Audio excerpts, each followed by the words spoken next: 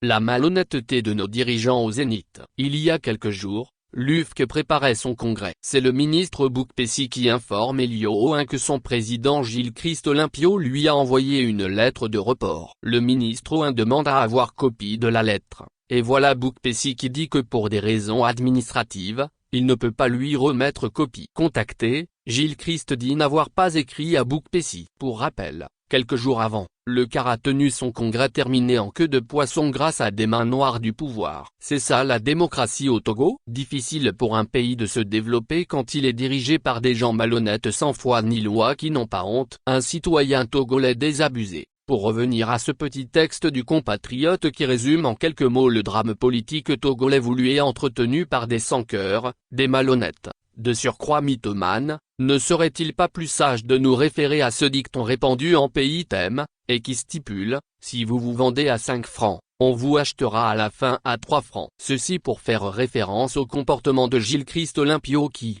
imbu de sa personne, pour de l'argent et surtout pour faire mal aux autres au sein de l'opposition, avait décidé de cracher sur la mémoire et surtout sur l'héritage politique de son père Sylvanus Olympio, en s'alliant avec le diable, qu'il avait pourtant passé toute sa vie presque à combattre. Ce comportement irresponsable, malhonnête, impoli, dénué d'aucun brin de patriotisme de ceux qui prétendent diriger le Togo, vis-à-vis des partis de l'opposition et partant du peuple, prend bizarrement certaines de ses racines dans le comportement non moins irresponsable de certains leaders supposés de l'opposition comme Gilles-Christ Olympio et tant d'autres. Et ce qui se passe aujourd'hui au Togo en termes de stratégie de cette fameuse opposition pour contrer l'avancée du mal que constitue le maintien du régime anti-peuple des Gnassingbé, montre à suffisance que la leçon n'est pas retenue.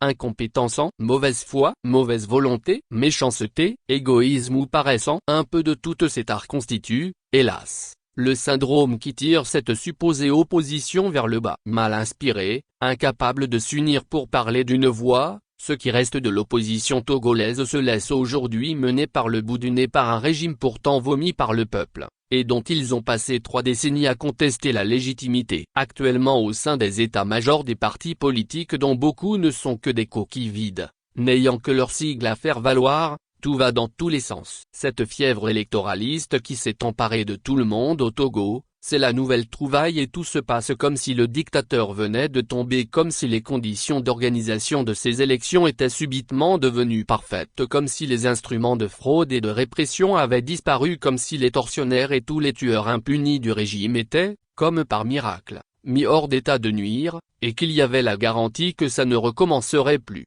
Les prisonniers politiques, les exilés politiques, ça ne regarde désormais que les formations politiques auxquelles ils appartiennent, plus de place pour les sentiments et pour une quelconque solidarité au sein de l'opposition. Solidarité, dites-vous. Des supposés opposants qui ont refusé de s'unir ne peuvent pas être solidaires. Il est très fréquent, quand vous parlez à des responsables politiques, supposément de l'opposition, de vous entendre retorquer qu'une union de l'opposition n'est pas possible. Pourquoi ne serait-elle pas alors possible, si on a vraiment la volonté de s'unir pour libérer le peuple? Une fuite en avant pour mieux jouer aux orgueilleux, aux égoïstes, pour permettre la persécution par le régime des plus valeureux, en continuant à tromper les populations togolaises pour lesquelles ils disent pourtant s'être engagés. Pauvre Togo. Aujourd'hui l'opposition togolaise, comme pour confirmer son échec sur tous les plans, n'a de mieux à faire que de s'aplatir pour respecter une loi scélérate faite par le régime Gnassingbé pour se choisir sa propre opposition et éliminer des formations politiques comme le PNP de Tikpi Hatchadam, ou le MPDD de Messan Abeyome Kodjo, des partis politiques qui, aux yeux du pouvoir de dictature de Lomé,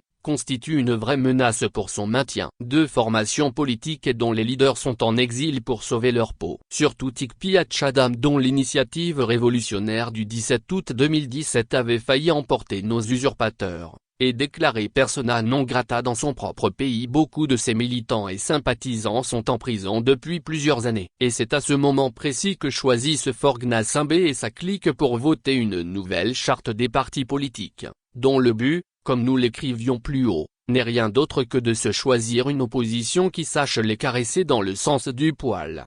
Comment des formations politiques dont les chefs et les militants sont, soit en exil ou en prison, et dont tout mouvement est contrôlé comme du lait sur le feu, pourrait-elle s'y prendre pour organiser des congrès pour se conformer à la nouvelle charte?